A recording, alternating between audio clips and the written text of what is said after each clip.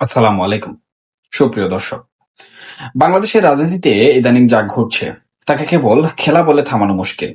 একে বরং একটি হাই ভোল্টেজ থ্রিলার সিনেমার চিত্রনাট্য বলা যায়, যেখানে বিদেশিরা এসেও গোপনে বৈঠক করছে আর মঞ্চে একের পর এক নতুন চরিত্র আবির্ভূত হচ্ছে। এই গোটা পরিস্থিতিকে বুঝতে হলে আমাদের দুটি প্রধান আন্তর্জাতিক চাপ এবং সরকারের নিজস্ব কৌশল, সেই সঙ্গে মিত্রদের ভেতরের ফাটল, এই তিনটি দিক খুবই মনোযোগ দিয়ে দেখতে হবে। পরিস্থিতি এমন এক জায়গায় এসে দাঁড়িয়েছে যেখানে মনে হচ্ছে ভারতে অজিত দোভাল আর খলিলুর রহমানের দিল্লি পর্বের পর এবার কমনওয়েলথের মঞ্চ থেকেও একই ধরনের বার্তা আসছে। বিদেশিদের এই চাপটি কিন্তু একটি নির্দিষ্ট লক্ষ্যের দিকে ইঙ্গিত করছে, আর সেটি হলো বাংলাদেশে একটি অন্তর্ভুক্তিমূলক নির্বাচন নিশ্চিত করা। চলুন প্রথমে আমরা দিল্লি পর্বের বিষয়টি একটু বিস্তারিত আলোচনা করি। বাংলাদেশের জাতীয় নিরাপত্তা উপদেষ্টা ডক্টর খলিলুর রহমান যখন দিল্লি সফরে গেলেন, সেখানে তিনি বৈঠক করলেন ভারতের নিরাপত্তা উপদেষ্টা অজিত দোভালের সাথে। লক্ষণীয় বিষয় হলো, গত সোয়া বছরের মধ্যে এটি ছিল প্রথম আনুষ্ঠানিক দ্বিপাক্ষিক আলোচনা। বৈঠকটি এতটাই রুদ্ধদ্বার ছিল যে মনে হচ্ছিল যেন কূটনৈতিক ডিনার টেবিলে একজন আরেকজনকে ডিম ছাড়া বিরিয়ানি খেতে দিয়েছে। আলোচনার বিষয়বস্তু ছিল অতিমাত্রায় গোপন, তবে কূটনৈতিক মহল বলছে এখানে মূলত দুটোই বিষয় নিয়ে আলোচনা হয়েছে। একটি হলো বাংলাদেশকে ঘিরে ভারতের আঞ্চলিক স্থিতিশীলতা এবং নিরাপত্তাজনিত উদ্বেগ, আর অন্যটি যা ছিল এই আলোচনার মূল লক্ষ্য, তা হলো বাংলাদেশের সামনে একটি নির্বাচন, যেটি দিল্লি চায় অন্তর্ভুক্তিমূলক হোক। এই অন্তর্ভুক্তিমূলক নির্বাচনের অর্থ কি?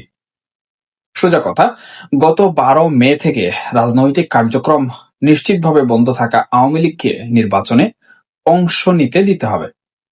ভারতীয় বিশ্লেষকরা কিন্তু আওয়ামী লীগকে কেবল রাজনৈতিক সমর্থন হিসাবে দেখছেন না, বরং তারা এটিকে প্রক্রিয়াগত বৈধতা নিশ্চিত করার একটি চাবিকাঠি মনে করছে। দিল্লি থেকে যে বার্তাটি খলিলুর রহমানকে দেয়া হয়েছে সেটি হলো, নির্বাচনটি যদি মোটামুটি সুষ্ঠু, অবাধ এবং অন্তর্ভুক্তিমূলক হয়, তাহলেই তারা বিজয়ী নির্বাচিত সরকারের সঙ্গে এঙ্গেজমেন্টে যেতে প্রস্তুত। এটা একটা উচ্চমানের কূটনৈতিক পোকার খেলা, যেখানে তারা আওয়ামী লীগের রাজনৈতিক অধিকার প্রতিষ্ঠার বার্তা দিচ্ছে। দিল্লির এই পর্বটি শেষ হতে না হতেই মঞ্চে প্রবেশ করলেন কমনওয়েলথের মহাসচিব শার্লি বোজরে। তিনি বাংলাদেশে 4 দিনের সফরে এলেন। আমরা জানি, বাংলাদেশের প্রতিটি নির্বাচনের আগে কমনওয়েলথের মতো দাতা গোষ্ঠীগুলোর ভূমিকা অনেকটা স্কুলের প্রধান শিক্ষকের মতো। এর অর্থ হলো, কমনওয়েলথ মহাসচিবের এই আগমন যেন স্কুলের প্রধান শিক্ষিকার বার্ষিক পরিদর্শন। তিনি দেখতে এসেছেন ক্লাসের সবাই ঠিকমতো পড়াশোনা করছে কিনা। মজার বিষয় হলো, তার সফরের 2 দিন পার হয়ে গেলেও তার সফর নিয়ে মিডিয়াতে ট্যুর শব্দটিও প্রকাশ পায়নি। সূত্রগুলো বলছে, কমনওয়েলথের নতুন কৌশলগত পরিকল্পনা আর বাংলাদেশের বর্তমান রাজনৈতিক পরিস্থিতির আলোকে অন্তর্বর্তীকালীন সরকারের উপর চাপ আসতে পারে। কমনওয়েলথ আগামী 5 বছরের জন্য যে নতুন কৌশলগত পরিকল্পনা হাতে নিয়েছে, তার 3টি স্তম্ভের মধ্যে একটি হলো সদস্য দেশগুলোতে গণতন্ত্র নিশ্চিত করা, আর এর জন্য সদস্য দেশগুলোতে শান্তিপূর্ণ, অন্তর্ভুক্তিমূলক এবং অংশগ্রহণমূলক নির্বাচনের পরিবেশ নিশ্চিত করার জন্য তারা অনেক বেশি জোর দেবে। কমনওয়েলথ মহাসচিবের সঙ্গে বৈঠক করেছেন এমন একটি বড় রাজনৈতিক দলের নেতা বলেছেন যে এই কূটনৈতিক ভাষা বিশ্লেষণ করলে বোঝা যায় মহাসচিব সরাসরি হয়তো বলছেন না, কিন্তু তার বার্তাটি পুরোপুরি অন্তর্ভুক্তিমূলক নির্বাচনের দিকে ইঙ্গিত করছে, যার মানে আওয়ামী লীগের উপর থাকা নিষেধাজ্ঞা তুলে নেওয়া জরুরি। কারণ কমনওয়েলথ নীতির উপর প্রতিষ্ঠিত এই সংস্থাটি মনে করে, একটি প্রধান রাজনৈতিক দলকে নির্বাচনের বাইরে রাখা হলে প্রক্রিয়াগত ন্যায্যতার মানদণ্ড পূরণ হয় না। ফলে তাদের সহযোগিতা ভবিষ্যতে বাংলাদেশের অন্তর্ভুক্তিমূলক নির্বাচনের মানদণ্ড পূরণের উপর নির্ভর করতে পারে। তাহলে আমরা দেখতে পাচ্ছি শুধু দিল্লি নয়, কমনওয়েলথ সহ অন্যান্য বিদেশিরাও একটি সফট ল্যাঙ্গুয়েজ গণতন্ত্রের মাপকাঠি বুঝিয়ে দিচ্ছেন। দুটোই কিন্তু একই লক্ষ্যের দিকে ইঙ্গিত করছে, আওয়ামী লীগকে পুনরায় খেলায় ফেরানো। কিন্তু এই যে আন্তর্জাতিক মহল থেকে চাপ আসছে, আমাদের অন্তর্বর্তীকালীন সরকার কি শুধু হাত গুটিয়ে বসে আছে? মোটেও নয়। সরকার তার পুরাতন কৌশল নতুন মুলুকে ফিরিয়ে আনছে। সরকারের কৌশল হলো তার মিত্রদের সাথে ঐক্য মজবুত আছে এমনটি দেখানো। ঐক্যের দৃশ্যমানতা ফুটিয়ে তুলতে তারা বেছে নিয়েছে ২১শে নভেম্বরের সশস্ত্র বাহিনী দিবসকে। এই বিষয়টি ফুটে ওঠে প্রধান উপদেষ্টার দপ্তরের সামাজিক মাধ্যমের পেজের দিকে তাকালে। ওই দিন বাংলাদেশে ভূমিকম্প অনুভূত হলেও প্রধান উপদেষ্টার দপ্তরের প্রচারণার আধিক্য ছিল সশস্ত্র বাহিনী দিবস কেন্দ্রিক। সেখানে সামরিক বাহিনীর বীরত্ব নিয়ে যেন শর্ট ফিল্ম বানানো হচ্ছিল, যেখানে ভূমিকম্পের চেয়ে সামরিক বাহিনীর গুড বুকে থাকাটাই বেশি জরুরি ছিল। প্রশ্ন হলো, এই প্রচারণার উদ্দেশ্য আসলে কি? গত কয়েক মাস ধরে রাজনৈতিক মহলে যে গুঞ্জন ছিল যে ডক্টর ইউনূস এবং সেনাপ্রধানের মধ্যে দ্বন্দ্ব তীব্র, সেটিকে মিথ্যা প্রমাণ করা। আর্মফোর্সের অতি প্রচারণার মাধ্যমে সরকার এবং সামরিক বাহিনীর দৃশ্যমান সহযোগিতা সর্বোচ্চ গুরুত্ব দিয়ে তুলে ধরা হয়।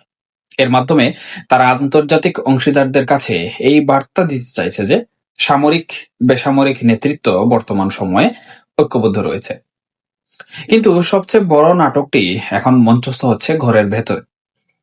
বাইরে থেকে আসা চাপ সামলানোর চেয়েও কঠিন হয়ে উঠছে মিত্রদের মাঝে এই মন কষাকষি। অধ্যাপক ইউনূসের দপ্তর একদিকে তার বড় মিত্র বিএনপির মন রাখতে স্বাধীনতা ঘোষণার বিষয়ে কথা বলছেন, অথচ স্বাধীনতা যুদ্ধের সবচেয়ে বড় নায়ক বঙ্গবন্ধু শেখ মুজিবুর রহমানের নাম কিংবা বাঙালির আপামর মুক্তিযোদ্ধাদের স্মরণীয় করলেন না। এ নিয়ে সামাজিক যোগাযোগ মাধ্যমে সমালোচনার ঝড় উঠেছে। বিএনপি অবশ্য আওয়ামী লীগের রাজনীতি করতে না পারার পক্ষে কথা বলছে, যদিও দলটির মতিগতিও বোঝা দেয়। তারা একবার বলছে কোনো রাজনৈতিক দল নিষিদ্ধ চায় না, আবার অন্যদিকে আওয়ামী লীগের রাজনীতি করতে না পারার পক্ষেও তারা কথা বলছে। তবে নাটকীয় মোড় আসে যখন আরেক মিত্র জামাতে ইসলামীকে পুরোপুরি বাগিয়ে আনতে পারছে না সরকার। গণভোটের ইস্যুতে অধ্যাপক ইউনূসের মিত্রদের মধ্যে যে মানবিমানের খেলা চলছে, তাতে ভয়াবহ হুঁশিয়ারি দিয়ে বসেছেন জামাত ইসলামের আমির ডক্টর শফিকুর রহমান। তিনি বলেন, নির্বাচনের দিন গণভোট হলে জেনোসাইড বা গণহত্যা হওয়ার সম্ভাবনা আছে। বাংলাদেশে গণহত্যা হয়েছিল ১৯৭১ সালে। এরপর এমন হুঁশিয়ারি কেউ কখনো দেয়নি। জামাতের আমিরের এই বার্তা সরকারকে বেশ বেকায়দায় ফেলে দিয়েছে। এসব রাজনৈতিক মল্লযুদ্ধের মাঝে শঙ্কার কথা শোনাচ্ছেন প্রধান নির্বাচন কমিশনার নিজেও। তিনি বলছেন, একই দিনে সংসদ নির্বাচন ও গণভোট আয়োজন করা বেশ চ্যালেঞ্জিং। এছাড়া ৪২,০০০-এরও বেশি ভোট কেন্দ্রে সিসি ক্যামেরা স্থাপনার কাজকে তিনি দানবীয় অভিশাপ বলে মনে করছেন। এছাড়া পোস্টাল ব্যালটের মাধ্যমে প্রবাসীদের ভোট চালু করার জটিলতা তো রয়েছেই। নির্বাচন কমিশনের যে বক্তব্য, তাতে পরিষ্কার যে ডক্টর ইউনূসের পক্ষ থেকে যেভাবে ইতিহাস গড়া নির্বাচনের কথা বলা হয়েছে, মাঠের বাস্তবতা তার বিন্দুমাত্র ধারে কাছেও নেই। সব মিলিয়ে বাংলাদেশের গণতান্ত্রিক উত্তরণ এখন আন্তর্জাতিক চাপ এবং অভ্যন্তরীণ কৌশলের এক চরম দ্বন্দ্বে আটকে পড়েছে।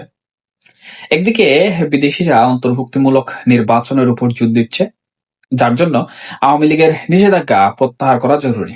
অন্যদিকে অন্তর্বর্তীকালীন সরকার সামরিক সমর্থনে প্রদর্শনীর মাধ্যমে প্রধান রাজনৈতিক প্রতিপক্ষকে ক্ষমতার বৃত্তের বাইরে রাখতে বদ্ধপরিকর। সেখানে আবার পাচ্ছে মিত্রদের কাছ থেকে গণহত্যার মতো ভয়াবহ হুঁশিয়ারি।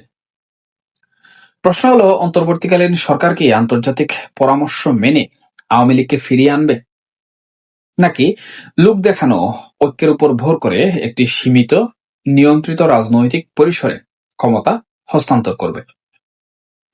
বাংলাদেশের গণতান্ত্রিক উত্তরণ অন্তর্ভুক্তিমূলক হবে কিনা তা কেবল ভোটের উপর নির্ভর করছে না, বরং এই কৌশলগত পোকার খেলায় কে জিতবে তার উপর নির্ভর করছে। পরিস্থিতি এতটাই জটিল, মনে হচ্ছে যেন কূটনৈতিক দাবার বোর্ডে সাদা গুটিগুলো বারবার কালো গুটিদের এগিয়ে চলছে, আর সরকারের দেশি বিদেশি মিত্ররা দূর থেকে হুইসেল বাজাচ্ছেন ফাউল। এই রহস্যের জট কবে খুলবে তা হয়তো অল্প কিছুদিনের মধ্যেই পরিষ্কার হয়ে যাবে।